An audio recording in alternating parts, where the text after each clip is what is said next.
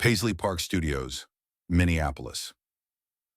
February 15th, 1989, 11:45 p.m. The air hung thick with cigarette smoke and shattered dreams. Madonna stood barefoot in the center of the recording booth, her leather jacket discarded hours ago, mascara streaming down her face like war paint in the rain. The microphone lay at her feet, abandoned after she'd screamed her throat raw. Prince hunched over his piano in the corner, hands trembling on the keys, his usually immaculate purple shirt wrinkled and stained with coffee. The wreckage of their 12-hour recording session told the story of musical warfare. Shattered coffee cups forming abstract patterns on the Persian rug, crumpled lyric sheets bleeding ink, extinguished cigarettes burning perfect holes in the carpet like bullet wounds. The studio's neon lighting flickered ominously, casting shadows that made both superstars look like ghosts of themselves.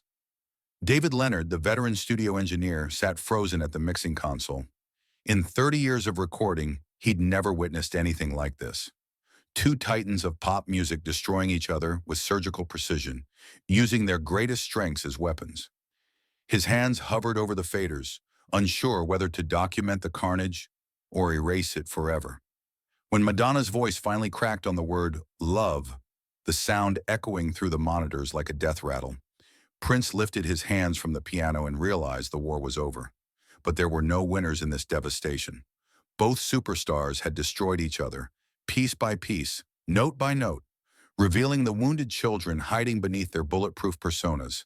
And the song that could have changed music history would never see daylight. 6 months earlier, September 1988, Warner Brothers boardroom. "We need a duet," Mo Austin said, sliding contracts across the mahogany table. "Madonna, Prince, one song, Christmas release." Prince stared at the papers like they contained a death sentence. Madonna examined her fingernails with practiced indifference. Neither wanted this collaboration. Madonna was writing the success of Like a Prayer, preparing for her most controversial era. Prince was deep in his love-sexy phase, exploring spiritual themes that felt light years away from Madonna's provocative pop. But Warner owned them both, and Warner wanted their biggest stars together. "The song is called Love Song," Lenny Waronker added. "We've already commissioned the basic track. You'll co-write, co-produce, share vocals equally." Prince's jaw tightened. He'd never shared production credit, ever. Madonna smiled coldly. She'd never shared the spotlight with someone who might outshine her. This wasn't collaboration, it was corporate-mandated warfare. February 15th, 1989, 12 p.m., Paisley Park Studios. Prince arrived at noon sharp, as always. He'd been awake since 4 a.m., working on arrangements, preparing backing tracks, organizing every detail. Control was his religion, preparation his prayer. Madonna arrived at 2:15 p.m., wearing leather pants and attitude. No apology, no explanation. She surveyed Prince's meticulously arranged studio like a queen inspecting conquered territory. "Let's hear what you've got," she said, settling into the producer's chair without invitation. Prince played the demo, a mid-tempo groove with layered harmonies, sophisticated chord progressions, his signature falsetto floating over complex arrangements. It was beautiful, intricate, unmistakably Prince. Madonna listened for 30 seconds. "Too complicated. The tempo's wrong. And your vocal's too high. This needs to be sexier, more direct, more me." The first shot had been fired. Lenny Kravitz, brought in as diplomatic backup, tried to mediate. "Maybe we could try both approaches? See what works?" For 6 hours, they battled over every element. Madonna wanted the bass louder, the drums simpler, the lyrics more provocative. Prince wanted layers, subtlety, musical sophistication. Every suggestion became a negotiation. Every compromise felt like surrender. By 6 p.m., they'd recorded nothing usable. The tension was suffocating. "You know what your problem is?" Madonna said during their dinner break, picking at a salad while Prince stood by his keyboard, still working. "You're so afraid of being human that you hide behind all these musical tricks. People want emotion, not a fucking music theory lesson." Prince's hand stopped moving. The silence stretched like a held breath. Madonna had found his weak spot, the accusation that haunted him since childhood. whispered by every critic who dismissed his genius as cold calculation. That his perfectionism was really fear. That his technical mastery masked emotional emptiness. "You want to know what's really pathetic?" Madonna continued, her voice rising. "You've built this whole mythology around being untouchable, this purple prince persona, but underneath it all, you're just a scared little boy who never learned how to love or be loved." The studio crew exchanged uncomfortable glances. Susan Rogers, Prince's longtime engineer, had heard him dissected by critics before, but never with such surgical precision. Never by someone who understood the machinery of fame well enough to know exactly where to cut. Prince turned slowly, his dark eyes reflecting something Madonna had never seen before. Genuine hurt beneath the armor. When he spoke, his voice was barely above a whisper, but it carried the weight of decades of isolation. "And you know what your problem is?" Prince replied, each word measured and deliberate. "You mistake shock value for authenticity. You're so desperate for attention, so terrified of being forgotten, that you've forgotten how to create anything real. Every scandal, every controversy, every calculated outrage, it's all just noise to cover up the fact that Luis Ciccone died the day Madonna was born." The color drained from Madonna's face. He'd used her real name, the one she'd buried beneath layers of reinvention. The scared girl from Bay City, Michigan, who'd lost her mother at 5 and spent the rest of her life trying to fill that void with applause. "Don't," she whispered, but Prince wasn't finished. "When was the last time you felt something genuine? When was the last time you weren't performing, calculating angles, managing your image? You've become such a perfect simulation of a pop star that you forgot how to be a human being." The room went silent except for the hum of electronics and the sound of two empires cracking. Even the studio engineers stopped pretending to work, recognizing they were witnessing something unprecedented. Two gods bleeding publicly. Madonna's face flushed. This wasn't professional disagreement anymore. This was personal warfare. At 8 p.m., they resumed recording, but now every interaction dripped with venom. Madonna deliberately flubbed takes Prince had spent hours perfecting.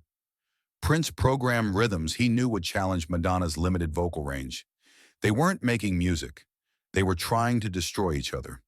"Can you actually sing this?" Prince asked after Madonna struggled with a complex melody. "Or should I simplify it for you?" "Can you actually feel this?" Madonna shot back. "Or should I teach you how emotions work?" Lenny Kravitz watched helplessly as two titans demolished each other. He'd seen artistic disagreements before, but never this level of mutual destruction. At 10 p.m., Prince made his final move. He played Madonna a vocal track he'd secretly recorded earlier, a perfect performance of Love Song, featuring only his voice. Layered harmonies, flawless pitch, complex arrangements that showcased everything Madonna couldn't do. "This is what the song should sound like," he said coldly. "Professional, precise, perfect." Madonna stared at the mixing board, realizing she'd been outmaneuvered. Prince had recorded the entire song without her, making her irrelevant in her own collaboration. Something inside her snapped. "You want to know what perfect sounds like?" she screamed, grabbing her headphones and throwing them across the room. "It sounds like nothing. No one can love a machine, Prince.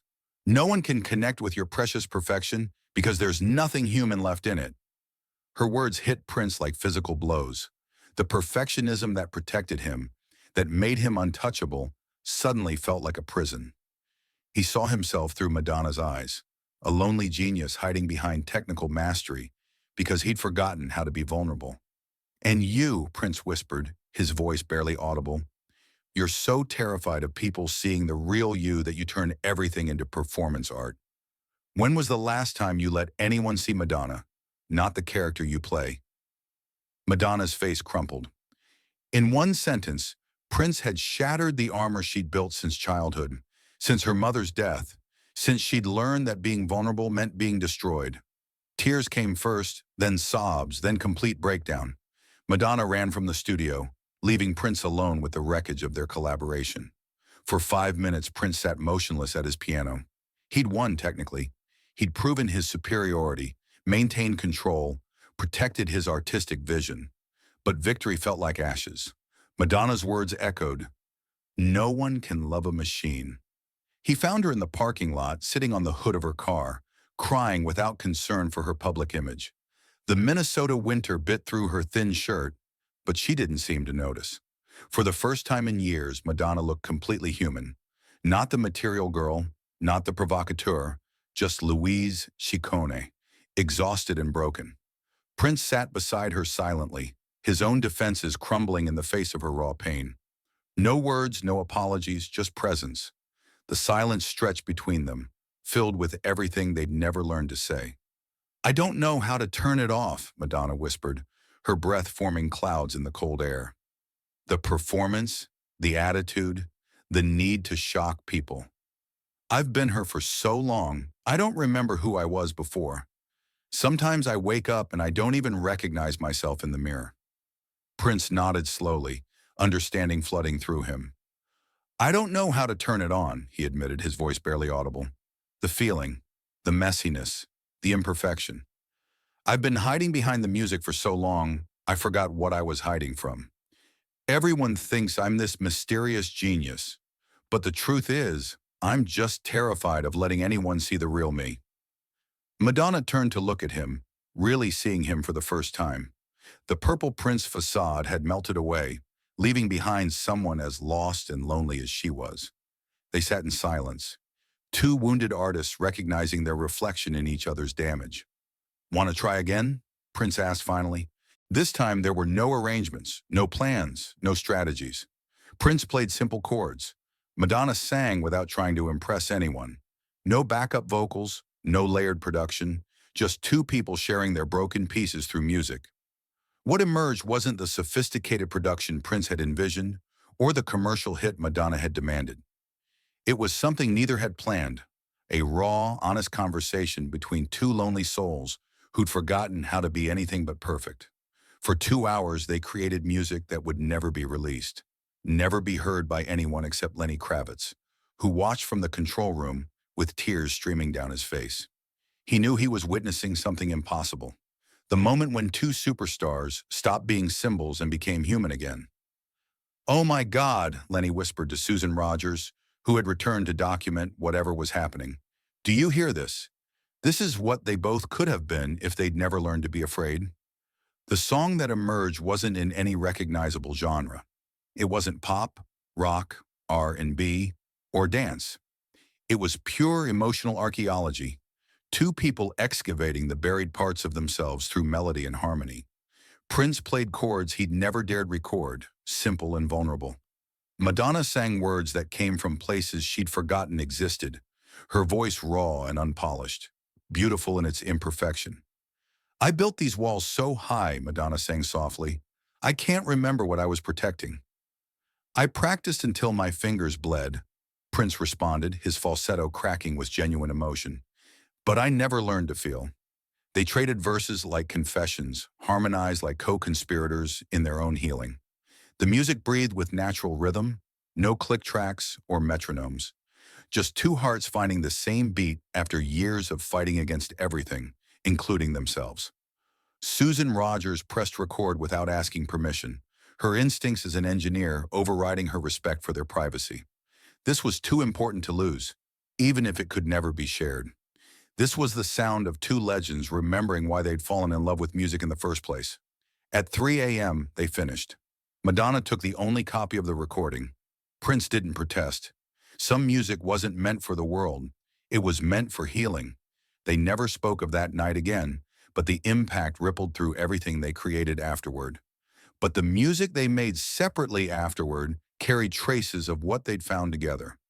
Vulnerability wrapped in strength, honesty disguised as performance, perfection that embraced its own flaws. Madonna's next album, Like a Prayer, featured deeper emotional layers that critics couldn't quite explain. Songs that revealed glimpses of the woman behind the icon. Prince's Graffiti Bridge contained moments of startling human connection, melodies that seemed to breathe with natural rhythm instead of calculated precision. Years later, when interviewers asked about their brief collaboration, both would give diplomatic non-answers. But those closest to them noticed subtle changes. Madonna stopped requiring 15 takes of every vocal. Prince occasionally left imperfections in his mixes, moments where humanity crept through the technical mastery.